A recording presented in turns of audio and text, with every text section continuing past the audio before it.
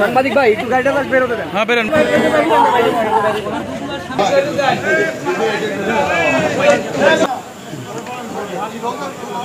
আমরা চালাই না, আমাকে এই একশোটি মারি দিই, ওই পিছন পাশে মারি দিই, বোর্ডে উঠলি দিই পিটেন্সের আমাকে ওই দিয়ে ধরছে যাই ওই দিয়া।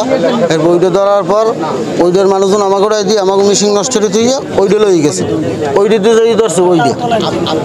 এরপর ওইটার মেশিন নষ্ট করে থুই যাইয়া ওইটা দিয়ে ধরছে আবার মাবুর মনির মজুরি। সাগরে মূল ঘটনা ঘটছিল যে এরা জাল বাইচের সময় 4টা বোটে 68 জন জেলে ছিল। হঠাৎ করে একটা বোটে আসে আগ্নেয়াস্ত্র সহ তারা গুলি চালাইছে এবং প্রত্যেকটা জেলেদের টর্চারিং করে কারো হাত কারো মাথা হাত ভেঙে ফেলছে, কারো ইনজুরি মানে গুলির ইনজুরি হয়েছে।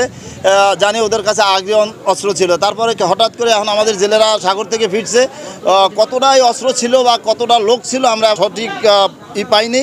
আমরা পরবর্তীতে সঠিক যদি পাই আমরা আপনাদের মিডিয়াকে জানাই দেবো।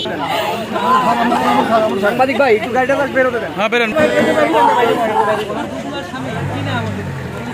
মৃত্যু হয়েছে, আমরা এটা সব জায়গায় জানিয়ে দিচ্ছি। টিওনো স্যারের বরাবর আমরা অনেক কিছু কিছু এভাবে করে এর প্রতিহিংসা হয়তো আমি মনে করি।